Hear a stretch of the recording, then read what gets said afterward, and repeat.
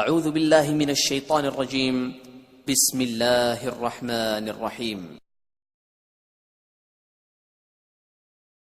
وإذا مرضت فهو يشفين